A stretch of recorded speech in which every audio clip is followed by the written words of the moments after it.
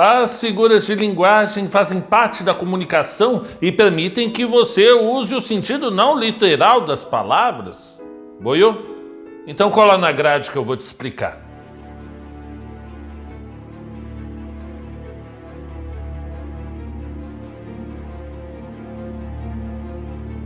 Mas qual é o sentido literal da palavra? Ó, astucioso menino ninja da montanha. É o sentido original, aquele que está lá no dicionário. É aquele que não permite duas interpretações, ou que exibe a interpretação mais fiel ao seu sentido original. Como assim? A linguagem objetiva, sem firulas, como está nas leis, nos contratos, no manual de instruções, esse é o sentido literal. Exemplo. Ih, caramba, eu tô literalmente atrasado para aquela reunião. Quando a gente fala literalmente, estamos nos referindo ao sentido mais literal, mais denotativo, o mais original da palavra. Mas a gente pode criar novos sentidos a elas. Podemos usá-las no sentido figurado. Exatamente.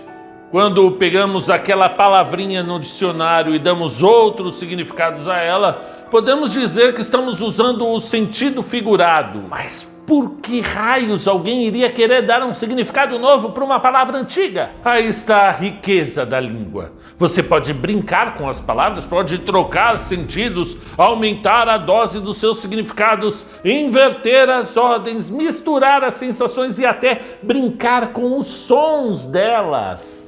Tudo isso para dar mais expressividade ao seu discurso. Sim, astucioso ninja da montanha, veja aqui o poema da Adélia Prado. Um trem de ferro é uma coisa mecânica, mas atravessa a noite, a madrugada, o dia, atravessou a minha vida, virou só sentimento. Ok, vamos lá. O trem de ferro é uma coisa mecânica. A linguagem figurada aqui, aparentemente não. O trem é mesmo uma coisa e é uma coisa mecânica. Mas atravessou a noite, atravessou o dia. Até aqui aparentemente tudo em ordem. Os trens atravessam a noite, a madrugada, o dia. Você pode contestar o uso do verbo atravessar, mas aqui definitivamente é algo bem objetivo de se dizer. Mas aí vamos para os dois últimos versos e aí vamos encontrar a linguagem figurada em seu sentido mais literário, mais ambíguo, mais poético e, por que não dizer, o sentido figurado. Atravessou a vida, virou só sentimento. Como assim o trem atravessou a sua vida? Ele atropelou a Adélia Prado? Calma, astucioso. Ele não matou a poetisa, isso é uma linguagem figurada. É como dizer que a pessoa talvez tenha lembranças desse trem que duram toda uma vida, ou que alguma pessoa muito importante e que talvez tenha morrido ou partido tenha utilizado esse trem. Quando ela fala que o trem atravessou a sua vida, virou só sentimento, a mensagem ganha aspectos sentimentais, pode ser interpretada de diversas formas. Será que foi um amor antigo? Pode ter sido o pai dela que andava de trem? Será que ele era maquinista? Será que ela mesma usava a linha quando jovem? Quem vai saber, não é mesmo? Porque a linguagem é plurissignificativa. Esse é o barato, esse é o esperto da linguagem. Você brinca com as palavras. Nesse caso aqui, ela brincou com as expressões, dando a entender que um trem, uma coisa tão mecânica de ferro, teria condições de lhe atravessar toda a vida e virar só sentimentos. É preciso estar atento para pegar as referências de uma poesia. Eu entendi a referência. Por isso que cai tanto texto literário nas provas. Porque não adianta você dominar a norma culta. É preciso entender o sentimento por trás daquela mensagem. E não existe texto mais rico, mais complexo do que o poético, justamente por ser carregado de sentidos. A academia entende que o sujeito que consegue ler e entender uma linguagem poética está mais preparado para posteriormente desvendar outros textos complexos de sua profissão, seja um artigo científico, seja uma tese. Mas não é fácil desvendar as marcas dentro de um poema, de uma canção, de uma charge ou de uma tirinha. Elas trazem dentro de si a tal linguagem figurada. Pai, afasta de mim esse cálice, Pai. Afasta de mim esse cálice. Por que cai tanto nos vestibulares canções como essa do Chico Buarque de Holanda? Porque as universidades consideram que, para o astucioso ninja da montanha ser um médico, um advogado, um engenheiro e construir prédios e viadutos, ele precisa entender o sentido por trás de uma mensagem, ele precisa desvendar o que não está na superfície, ele precisa se aprofundar, buscar significados que estão ocultos numa primeira leitura. É por isso que eles pedem literatura nas provas. Ele quer saber se você consegue juntar o A com o CRA e desvendar a mensagem do poeta, é isso. Nesse caso, vivíamos o auge da ditadura militar. Os autores precisavam criar esquemas metafóricos para driblar a censura prévia. Isso mesmo, havia uma banca do governo que decidia o que podia ser veiculado como música e o que deveria ser proibido. Isso é censura.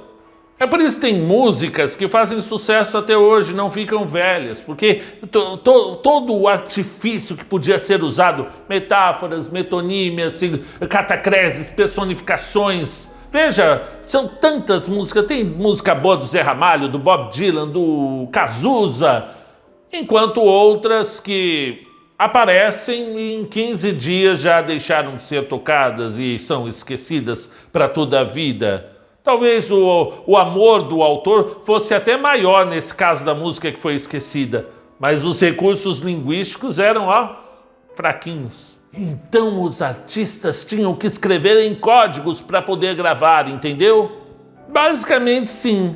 E como a censura ficava a cada ano mais apurada, a linguagem figurada tinha que ser mais atrevida, mais profunda e, consequentemente, o seu público também mais inteligente para desvendar seus possíveis significados.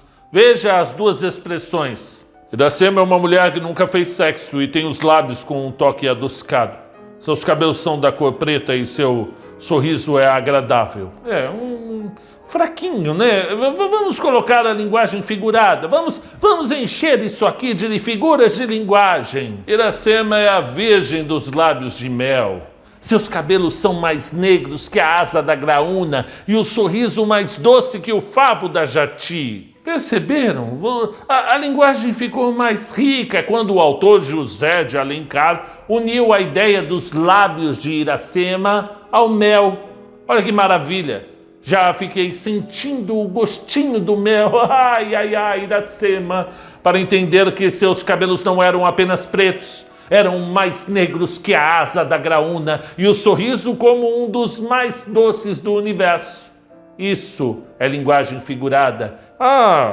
Isso é linguagem figurada, então? Sim, vamos fazer um jogo. Eu mando uma mensagem literal e você transforma numa linguagem figurada, ok? Primeiro, ir a um velório é muito triste. Ir a um velório é como pintar o dia de preto. Ver meus amigos é muito legal. Ver meus amigos é pular numa piscina de Nutella. Quando aquela menina passa, eu fico nervoso. Meu coração palpita, como a banda do circo que passa na rua quando a vejo. Aí é isso, as figuras de linguagem vão te dar esses artifícios para você tornar uma mensagem simples, literal, em algo mais expressivo e até por que não dizer literário. Na próxima aula vamos dar início às figuras de pensamento ou às figuras de linguagem, assim como às figuras sonoras. Começando com a metáfora, a comparação, a catacrese e também a metonímia. Ficou curioso? Se inscreve aqui no canal. Vem comigo, cola na grade. Bora!